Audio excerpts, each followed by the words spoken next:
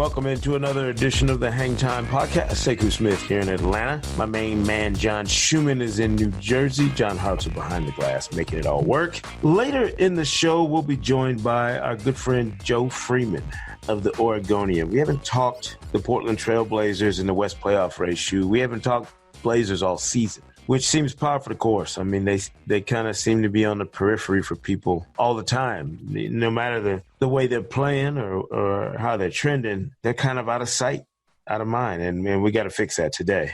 Speak for yourself. Somebody has to write about every single team every single week. So I'm not just talking about you, Mr. Myopic. I'm talking about just the general conversation around the league. But first, as always, Wednesday night's an interesting one around the NBA. The Warriors and Rockets had their big showdown game. Rockets come up short, lose 104 to 106 on their home floor. They made a furious comeback, but DeMarcus Cousins and Klay Thompson were spectacular. Boogie played a great game, 27 points, 8 rebounds, 7 assists.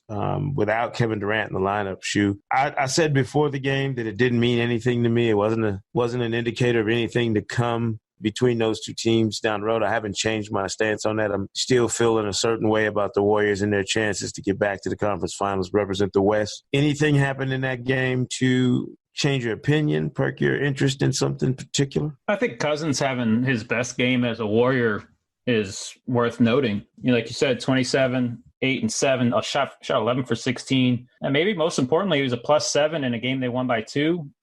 We've talked about it, that the numbers with him on the floor haven't been great. I dug into that a little bit deeper in a story that's going up on NBA.com today.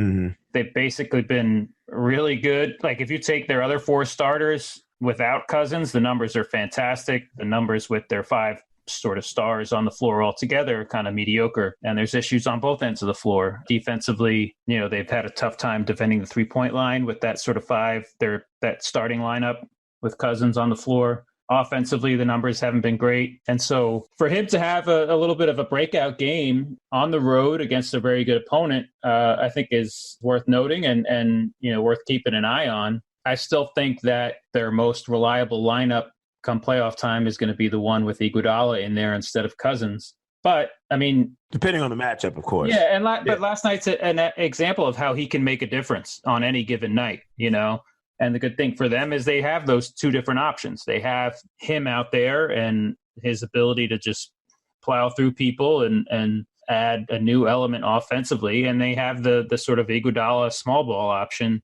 that they can use. That's versatility is so important come playoff time. And obviously talent is the most important thing. And they have that in spades. So I think it's a good problem to have to sort of have 2 different options. And even if the Cousins one hasn't worked so great overall, it's good to see him make an impact in one particular game like that, knowing that could be the difference in a playoff series. Yeah. From the very top of the West standings to the bottom of the East playoff chase. What the hell happened to the Pistons? We're just hyping them up, talking them up. Big week for them. They got a couple of showdown games. They've mustered like 149 points in 2 games. They've gotten smoked. 8 of their first 9 games out of the All-Star break they won. They had the number 1 offense since February 1st, the league's number 1 offense since February 1st through, say they're winning Chicago on Sunday or win against Chicago on Sunday. And then, 2 big games against the Nets. Basically, that game was for 6th place, and then playing Miami, the team right behind them in the standings now, they just got smoked and came up completely empty offensively. I mean, they got scoop slammed twice. In this league, in this season, it is difficult to score as few as 75 points, and they did it twice. I mean, they scored 75 again in Brooklyn on Monday, and then 74 in Miami on Wednesday. Yeah. That's just amazing. It's. I know they and they lost Reggie Jackson late in the game. So that bottom of the East is flaky. As improved as the Nets are, they've had some struggles of late. They lost to some teams behind them in the standings a couple of weeks ago.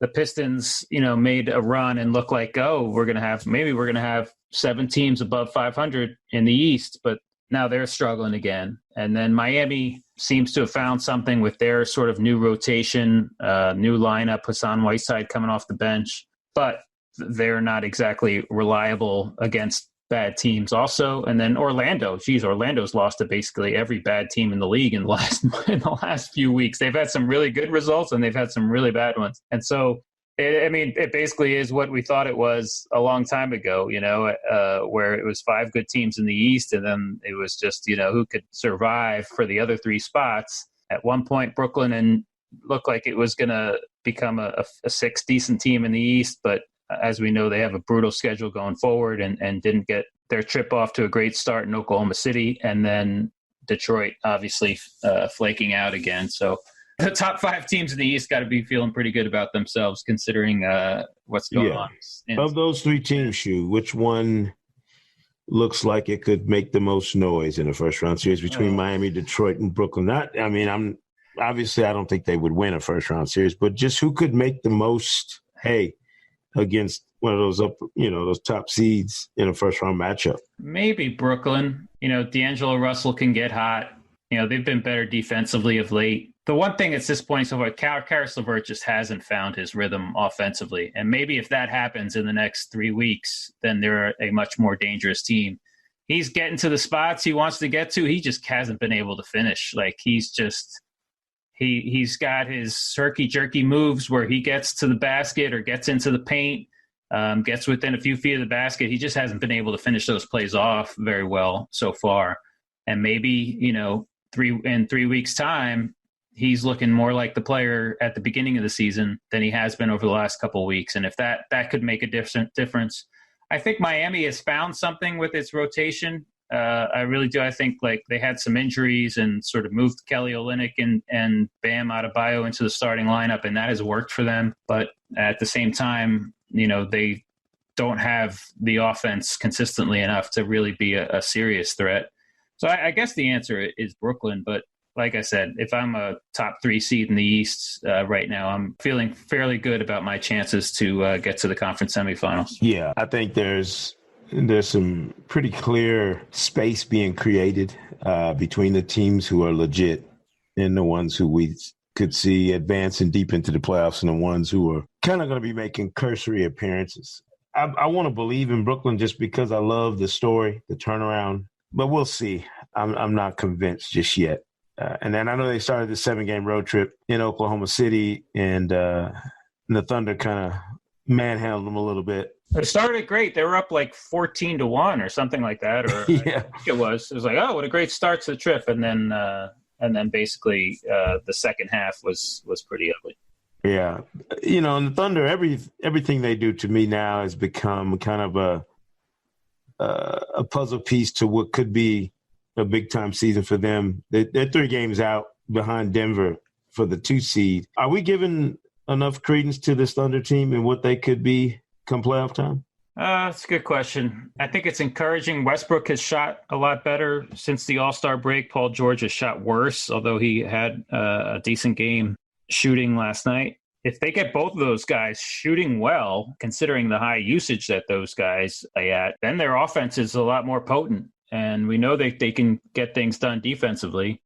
I love how the guys around him have developed, how especially Jeremy Grant has now become such a more productive offensive player than he was last year. And that's a big factor. I was writing about sort of in addition to Cousins, basically all the new additions that teams have made late in the season.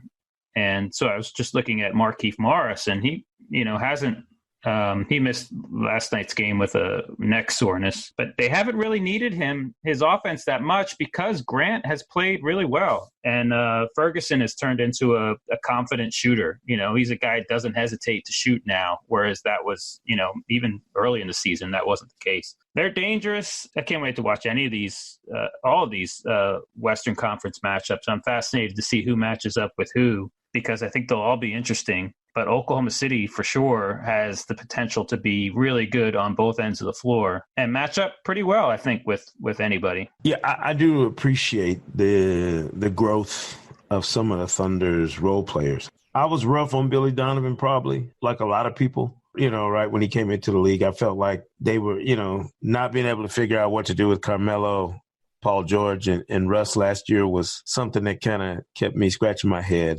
But clearly he's done a really good job figuring out that roster and how to get them in the right spaces. I'm more concerned, I think, with some other teams. When you look at the West standings and how tight they are with a month to place you, there's a game and a half separation between the Warriors and the Nuggets. And then there's just 3.5 games between the Thunder and the Clippers. So you got this whole pool of teams from 3 to 8 that are basically in a horse race for the next few weeks, trying to figure out who fits where, which I normally don't care about matchups.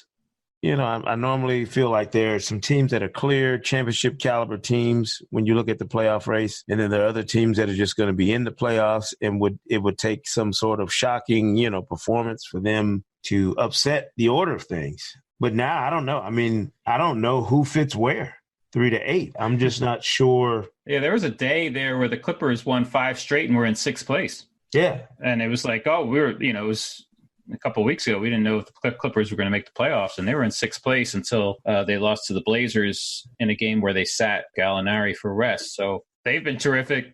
Portland has been really good. Houston is obviously on a huge run, and I think Oklahoma City has sort of found its footing after some struggles after the break. So, yeah, I think there are 6 teams in the West that could win a playoff series, that have the ability to win a playoff series, and I would say maybe the Clippers and the Spurs are the 2 exceptions. Right.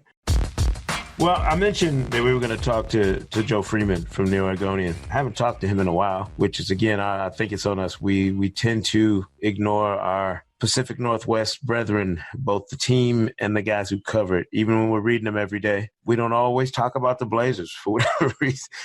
They're kind of one of those forgotten teams to me around the league. And they've had some really nice stretches this year, had some of their typical tough stretches. Joe, first and foremost, how are you, man? Sorry that we've been so tardy in catching up with you. No, I'm doing great, man. How are y'all doing? Good. We're good. Glad to be here. What's the deal with the Blazers? I mean, one night I watch them and I'm kind of intrigued at what they could be. Other nights I watch them and I'm like, man, why doesn't this team click all the time? Like, why is it that they haven't been able to put together, one of these runs that keeps everybody buzzing about them? They at this point they've only proven themselves to be a regular season team. You know what I mean? And I think until they prove, that they can get over that first round hump before they can take that next step, I think that's just how you're going to view them. You're just not going to view them as legit until that happens. But yeah, this team has been an incredible regular season team. This iteration of the team with Dame, leading the way, and dynamic scoring, obviously with Dame and CJ. You add Nurkic to the mix. I think what's different this year, though, I will say, is this team's depth right now. It's as deep a Blazers team as I've seen, in 4 or 5 years, with the additions of Rodney Hood and Enes Kanter at the deadline. Really added some new pieces to this team.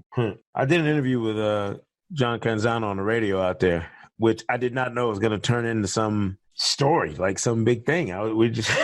He was asking me about, the Blazers, what I thought, what it looked like from afar. They did basically exactly what I thought that needed to be done at the deadline. And I don't know if they got a ton of credit for it, but getting Kanter and Hood just changed their DNA a little bit to me in terms of giving them 2 more options, dynamic guy, scoring options potentially, and guys with size. Was there something about them that you think the front office folks or the coaching staff recognized needed to be tweaked, and this was something that was more calculated long-term, or did it just become a thing, Kanter was available, Hood certainly was on the trading block? I mean, or was it just convenient timing? I think wing has been an issue for this franchise for a little while. I think Al-Farouq Aminu is incredibly underrated for what he brings this team. Defensively, he's their best defensive player. He can guard 1 through 5 almost, and sometimes he does.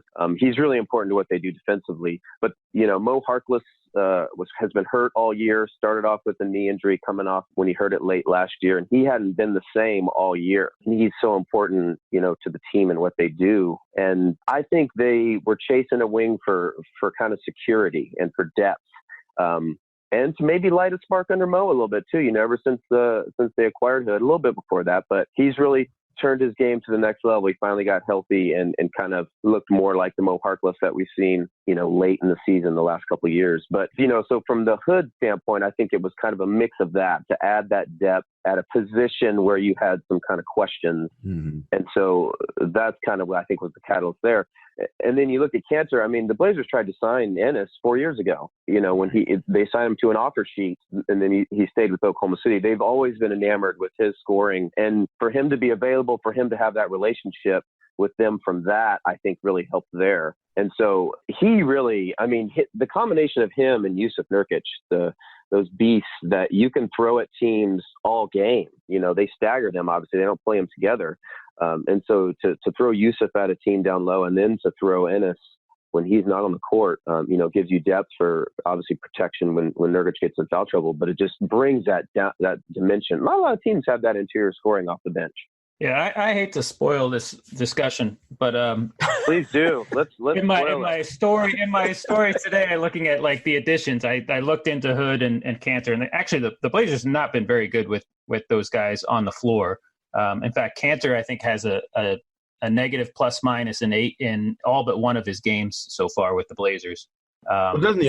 His numbers are never good. I'm just saying the impact of having a guy. Yeah, and he did. I was at his first game with the Blazers. I think it was in Brooklyn, the start of their post-game road trip, and he killed the net side. He had 18 and 9, yeah. Yeah, he had 2 huge games in his first 2 games with the Blazers, in Brooklyn and in Philadelphia. And Hood had a huge game in Charlotte, I believe, on that same trip. Where he had like 27 in the second half. But in general, overall, they haven't been great with those 2 guys on the floor. But, the playoffs will ultimately determine, the winners or losers in these sort of late season or these deadline moves. But like, my question is like, do you think they are more prepared to deal with defenses focusing on Damian Lillard come playoff time? Oh, for than they sure. were last year. Yeah, I think they are. And a lot of that rides on CJ and his, whether or not he's hitting shots. We saw that 2 nights ago in Los Angeles. Or was that last night? No, it was 2 nights ago. I'm sorry, I'm on a trip, man. I don't know where I am. Yeah, we saw that 2 nights ago. CJ went bananas in the fourth quarter in that win over the Clippers. And him, when he's hitting shots like that, that alleviates a lot of that. And, I think a lot of it's on Jusuf Nurkic as well. Jake Layman plays a lot in the Blazers closing lineup. He's been a real development for them. And so he's someone that maybe could ease, because he's really good at cutting to the basket, kind of getting them easy buckets. He's someone who maybe could lighten that load a little bit. But, that's the MO on this team, right? That's how you stop this team. You shut down Damian Lillard. You shut them down. We saw that last year in the playoffs. And so that, John, that is the biggest question with this team. Are they prepared for that? Are they prepared for the playoffs? There's kind of this undercurrent, I think, with them that the regular season, it's important, but this team knows that it's going to be defined by the postseason now. That's where they're at, with this nucleus. No, the other thing we've had over the last couple of months, we've probably discussed leadership a little too much, but the one guy that we've brought up when we've talked about that is Lillard. Mm-hmm. And I think when you talk to people inside the Blazers, they are pretty effusive in their praise for his leadership ability. And it seems like he is a guy that naturally other dudes in that locker room just want to follow. And we've talked about, also, great players wanting to leave where they are or being unhappy with where they are. What's the sort of current status with Lillard, one, as a leader in that franchise, and 2, continuing to want to be the sort of foundation for that franchise going forward? Well, first of all, Damian Lillard is the best leader. This is my 12th season covering the Blazers. He's definitely the best leader they've ever had in my time, and you could argue one of the best in the league right now from every aspect. He's never left a game without talking to us and standing up, win or lose. He delivers in key moments, but it's how he carries himself behind the scenes, the way he treats people in the organization. It's unlike anything I've ever seen.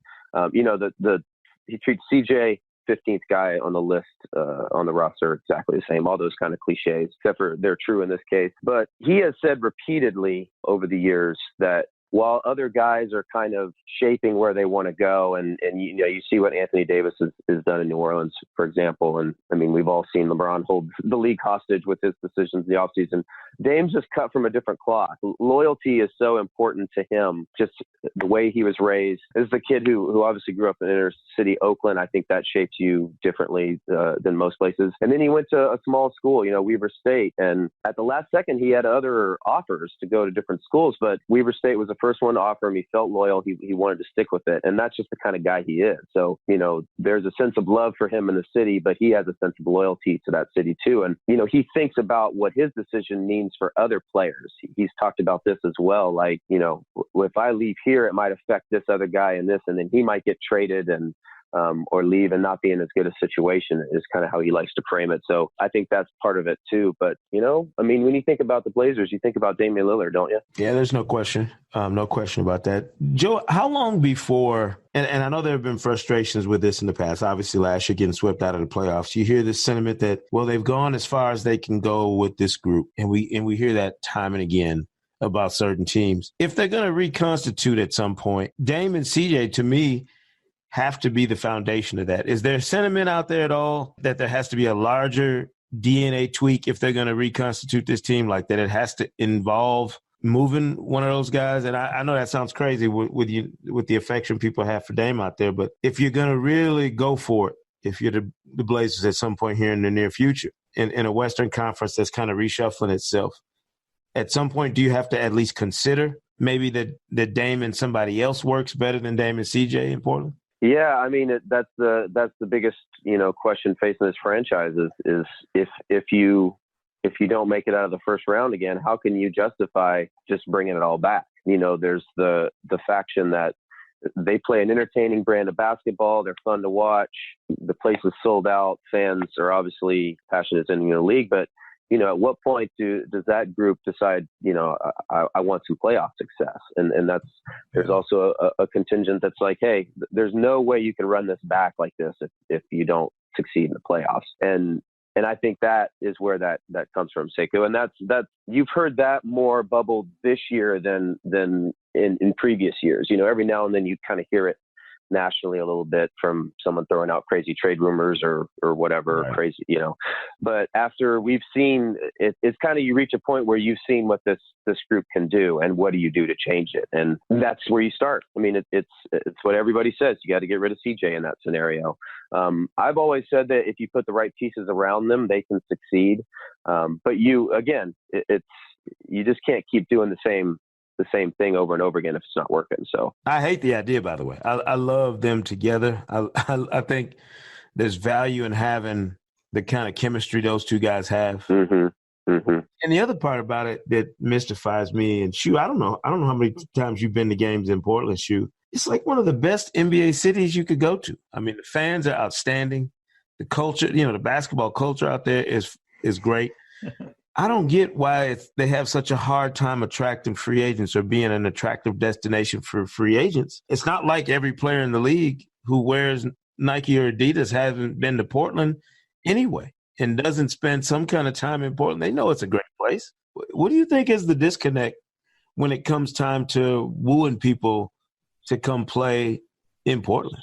I just think people don't know. They roll through on other teams, once, maybe twice a year for, 2 days, 3 days max. And so they just don't get it's rain. It probably was overcast and rainy when they rolled through and they're up a back to back, so there's just that kind of reputation and tucked away, so far over on the left coast, like we are so far away from that very important East Coast over there. You just get, you kind of get, you get, it's like we started off, you kind of get forgotten about a little bit over there. So, but like you said, I mean, defined by Dame and CJ, and Dame, have become as important recruiters for the franchise as anyone. And they have really put themselves out there, in recent off seasons trying to get guys to come. But, it's an organization defined by its culture.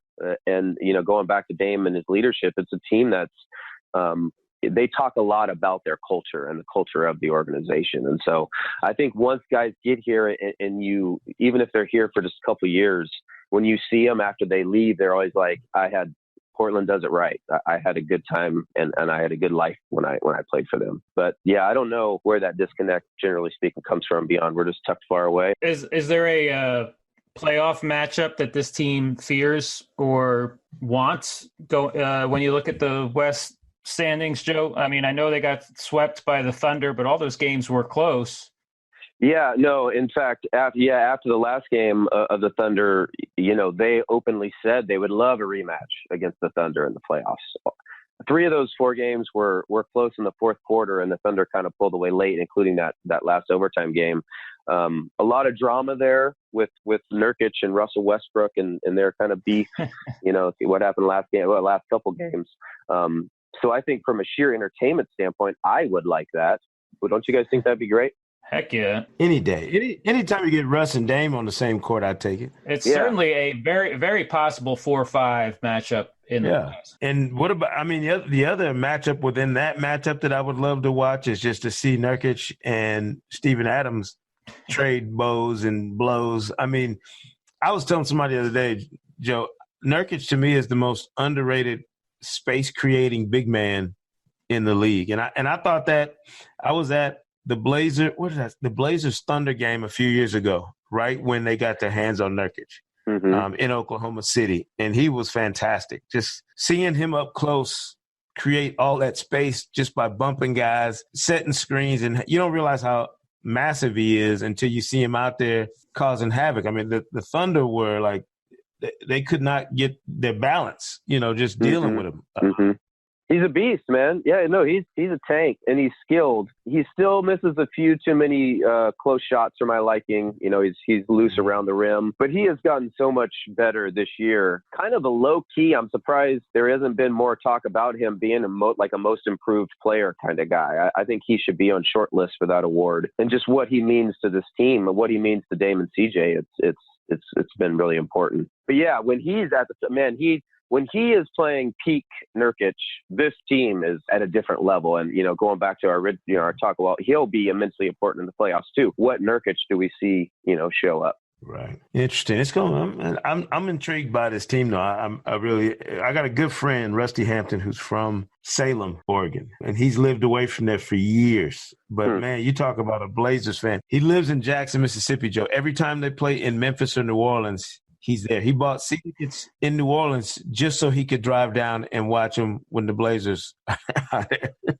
So, that Blazers fan base, to me, like I said, it's not just in Portland and Oregon. They got fans everywhere. And it's funny to watch how passionate they are about their team now. And he was growing up, he's probably a teenager when they won it, with Walton back in the day. So there you go, so he's got a connection to those Blazers. And then he loved and hated the Jailblazers. So, and now he's riding, and dying every night. He does great recaps on Facebook about Blazers games now, where he's loving them, the nights they win, best win of the year, and then he's just yanking his hair out on the nights they lose. So, see, now that's interesting. You bring that up. So from because I'm knee deep in the weeds, and and he's living and dying by every game. I wonder for you guys, from that national perspective, when you see so much. What do you expect out of this team in the playoffs? What do you think they're going to do?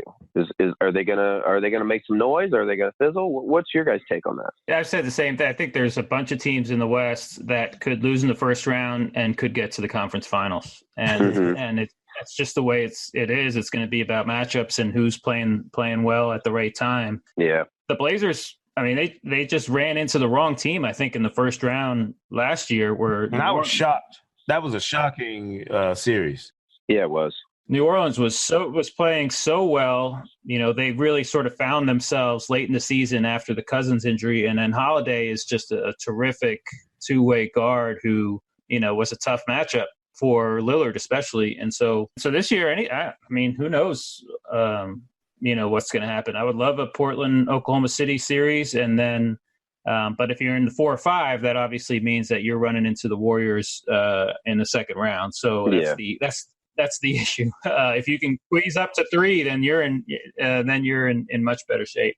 Yeah, I felt like last year they were in a perfect position and they got swept, and it was just, it completely wiped my, whatever positive impressions I had of them as a team. Yeah, it was stunning. I know how good Dame and CJ are is the thing. I mean, I recognize where they fit in the overall landscape of the league in terms of, you look at backcourts, you look at guys who are big time shot makers and all that.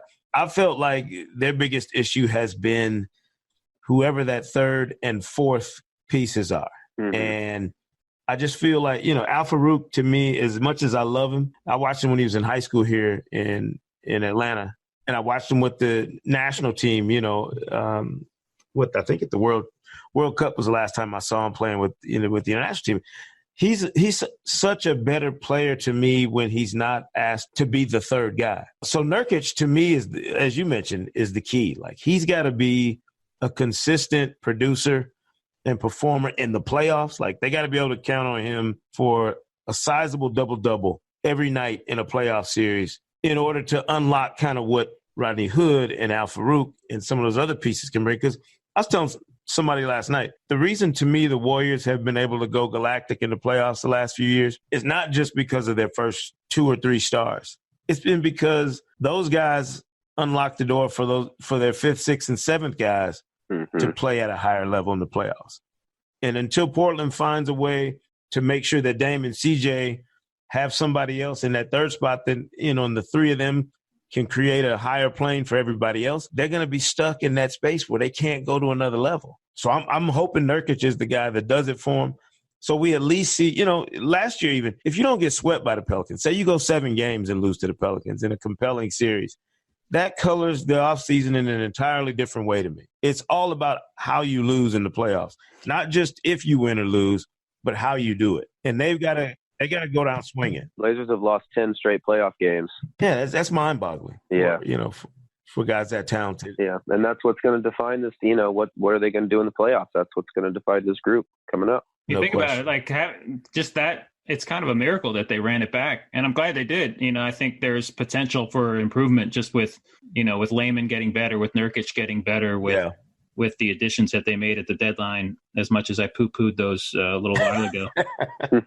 Because you know what? Lillard, I think in the playoffs, Lillard or McCollum's going to be on the floor at all times. Lillard's going to average 40 minutes. And so those minutes where, they've struggled when both those guys have sat aren't going to be as critical in the postseason as they have been as they are in the regular season. So if you've got Lillard playing 40, 41 minutes a game in the postseason, that's a good place to start. Yeah. Joe, we always do trivia on Thursdays here on the podcast. Schumann tries to make me look bad, so therefore I have to lean on our guest to make sure he doesn't. So you want me to look bad instead is what you're saying? No. This is where you get to show off your trivia chops dealing with this guy. So, Shu, what kind of trivia do you have for us this week? All right, this one's fairly simple. Yeah, you say that all the time. All right, so according to Synergy play type tracking, Damian Lillard ranks 5th in the league with 10.6 pick and roll ball handler possessions per game. Now, that means that those are 10.6 possessions per game where he goes off is a ball handler going off a pick and roll and ends and shoots or turns the ball over or gets to the free throw line. So there are 4 other guys who have averaged at least 10 of those possessions per game. See if you can name the other 4. Oh, my goodness. Harden. Repeat that again. So pick and roll guys. Mm-hmm. High usage on pick and rolls. Basically, they shoot or turn the ball over or get to the line off of. Harden is not one of them, actually. Harden's really? Because he doesn't do any pick and roll. He's just gun. Mr. Isolation. He gets the screen, gets the screen, and then takes it back. And so he basically has like 3 times as many isolation possessions as any other player in the league. Is Russ on the list? No, he's not. Russ. Another gunner. Oh, did I say that out loud? My bad. Is CJ on the list? No, he is not. It's tough. All right, that makes it tougher than I thought. Yeah, it is. Exactly. I say there are 2 in the Eastern Conference. Both were all-stars, all-star point guards in the Eastern Conference. Kemba Walker. Kemba Walker, yes. He's number 1 with 11.7 per game. And Kyle Lowry. Nope. D'Angelo Russell. D'Angelo Russell, yes, number 4 with 10.8. Okay. All right. So then the other the other two guys are in the Western Conference. Neither was an All-Star, but are both on Western Conference playoff teams. Man. Not All-Stars. Jamal Murray. Nope. Oh, damn. I was trying to be clever with that one. Who are you? I'm spacing on. We were just talking about him, Pelicans point guard that dominated the Blazers last year. Oh, Drew Holiday. Holiday? No, Holiday. he's down the list. He's around 12th or so. So nope. All right. One is not an All-Star. Northwest Division point guard in the Western Conference. Can't be Rubio. Nope. Right team. Donovan Mitchell. Mitchell? Donovan Mitchell. Second. Yes, 11.3. And then the last one is Who's he running his pick and rolls with, though? Rudy? Yeah. Rudy. Yeah. Oh, yeah. Okay. And then the last one is a bench player, only bench player in the top. Wow. Lou Williams. Can't be Lou Lou Williams, Williams. Is it Lou Williams? Yeah, it's got to be Lou. He's out there. Right. He's out there running that all fourth quarter long. Yeah, so these are guys that come off a lot of pick and rolls and then obviously shoot or turn the ball. So like Curry, the Warriors just don't run a lot of pick and roll. They, most of their stuff is off ball screens and everything. Mm-hmm. So I would have never in a million years guessed those dudes. No, I told you the shoes trivia is Joe. Seriously, I like this guy. Next level. But he's twisted. Yeah, he's got issues. Next level. I don't know what goes on with him when I'm not around him, but I'm nervous. Yeah. Well, and if that was supposed to be an easy one, what is a tough one like? Like, I mean, come on. I'm just glad he wasn't grading papers when I was in college. I'd still be in school. Amen. Listen, Joe, we appreciate it, man. We'll do our best to stop ignoring the Pacific Northwest and see if we can. Speak for yourself, man. I wrote like 1,500 words on the Blazers like 1 week ago. Yeah, he's got you there, man. I know. We'll keep beating the drum, man. We appreciate your coverage and your time, man. Always good to have a chat with you. Hopefully we'll see you in an arena somewhere come playoff time. Thanks, Joe. Appreciate it. Yep, it's good talking with you guys, man. Take it easy. Thanks, man. Yep. Appreciate it. Shu, you do realize your trivia is over the top. I mean, you always try and say, this is an easy one. Yeah, easy. Fairly simple, high usage ball handlers. Come on, it's not that. Come on, don't be such dunces. Shu, I don't know if you saw that, and we're winding down the clock on the perfect player on NBA TV. Last week, LeBron was selected for Best Vision, and now we've got yet another category. This week, it's Best Body and Size with, surprise, surprise, LeBron James, Giannis Antetokounmpo, and Anthony Davis as our three candidates. I don't have to think about this one very much. Well, let me go ahead and run down where we are in the other categories. Last week, as I said, it was Best Vision for LeBron. He's also won Most Athletic and Best Basketball IQ. Steph Curry's the best jump shot. Kyrie's the best handles. Kawhi Leonard, the best defender. This is our second to last category, Best Body and Size. And you can vote on NBA TV's Twitter account until noon Eastern on Friday. I'm going to go ahead and throw you a bone and assume you're going to pick the guy that I think you are. Take a guess. Who do you think I think is? I don't know. I picked Giannis. Me too. All right, that's it. Okay, yeah, I picked Giannis. Smitty and I both picked Giannis on Game Time. And this was my reasoning, Shu. And I'm probably being biased against LeBron because he's 34 now instead of 26. Because he would have been an easy pick at that age. When he was in Miami, I thought he was as good a physical specimen at the peak of his career as you could be, just in terms of the speed, quickness, leaping ability, ability to cover ground, the chase down block, everything. He was physically, you couldn't have built a better basketball player in my mind at that time. And then I woke up, this season, and here's Giannis looking like an Avenger in a basketball uniform. And this dude can do, has a guy ever gone from, I remember interviewing him his rookie year. He was so skinny, Charles Barkley playfully punched him in the chest in a little green room at the studio down at Techwood, and I thought he killed him. I mean, he was so thin. He was so skinny, and Charles was like, man, you got to put some meat on these bones. And then you see him now, we see him in Charlotte at All-Star, and he's yoked up with, shoulders, and he's got like Dwight Howard upper body. So, I just feel like when you put together the package of the frame at 6'11", 7 feet, whatever he's listed at, and then what the growth potential that's still there. His legs aren't, his lower body strength is not even close to what it's probably going to be in the next couple of years. So I went with Giannis. I think AD is a little more awkward. He spends a lot more time nursing his body than he does showing it off. So I was kind of surprised he made this list. What? I was surprised he made the list, to be honest with you. Yeah, I know. There's another name I would put on there, and that's Embiid. I think Embiid is one of those people where you see him in person, and you're like, "Holy cow!" Holy good, yeah. But Giannis was the same thing. Like there was a point last year during the playoffs. I don't know if I had seen the Bucks during the season, and then in the first round, I covered a few games in Philadelphia, and I covered a few games in Washington, and then those two series were done. So I went up to Boston for Game 7 of Bucks Celtics, and I walked out onto the court, and he was out there shooting, and I just sort of walked by him. I did one of my low angle Instagram pictures, but at the same time, I just like, holy cow, this guy is huge. Like he is enormous. Like, yeah. In both length and then, his, like you said, his build, like he's just gotten so much stronger. Yeah. You remember in New Orleans when we had our setup down there and he came in and we interviewed him, he sat at the table with Lang and I? I don't know if you remember that. I don't think I was in the room at the time. He looks even bigger when he's wearing, like some guys look smaller in street clothes for some reason. Mm-hmm. If you think he looks big on a basketball court, Embiid wearing size whatever he wears clothes, he looks even more preposterously humongous in street clothes. Yeah. I mean, it's frightening how big he looks walking down the street in New Orleans. Yeah.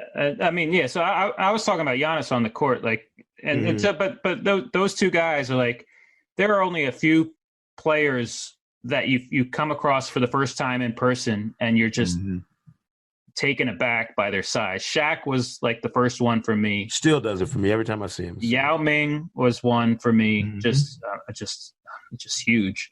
And then of current play, I mean, LeBron is I mean, yes, when you take the whole thing into, the size and strength. Durant is another one, just at how long he is and how skilled he is with that length. Yeah. And then, but Antetokounmpo and Embiid are two just complete physical specimens. Right. So Giannis would be your pick though for perfect player. Yeah, I think so. Okay, good. Well, I feel good. Interesting. You can vote until noon Eastern on Friday on NBA TV's Twitter account. Check it out. Perfect player. Big game matchup Saturday night in Oklahoma City. Shoe Warriors Thunder. I don't know. Has KD been ruled in or out? I don't know if he's playing or not. I don't think we have any word on a Saturday. Yeah, no word yet, but it'll be interesting. Check NBA.com for updates. Leading up to that game Saturday night, certainly check social media now that it's back working. You okay, by the way? I know social media was down. I know you're a Twitter guy, but there was a lot of belly aching last night about, I guess Instagram was out. Facebook too. Yeah, I survived. Yeah, I'm not on it enough for it to affect my life the way it did some other people. I mean, I saw people literally losing their mind. Fun game on Sunday too, Sixers-Bucks. Yes. Those two teams haven't played since October, way before the Jimmy Butler and Tobias Harris trades. That's right. So, yeah, we got plenty to watch this weekend as the races continue to shift, for playoff position in the East and West. So make sure you check it out. We'll be back on Monday with another episode, checking out the NBA.com power rankings that John does every week. You can chew on the Kia Race to the MVP ladder over the weekend. It drops Friday on NBA.com. I won't give any, sneak peeks about who's going to be where, but it'll be the usual suspects in some shuffled order. Be sure to subscribe to Hang Time on Apple Podcasts, Spotify, or wherever you get your podcasts for new episodes all season long. Big shout out to Joe Freeman of the Oregonian for joining us. Sekou Smith here in Atlanta, John Schumann in New Jersey, John Hartzell pulling the strings. We appreciate you joining us, and we'll see you right here next time on the Hang Time Podcast. I'm on the Hang Time Podcast.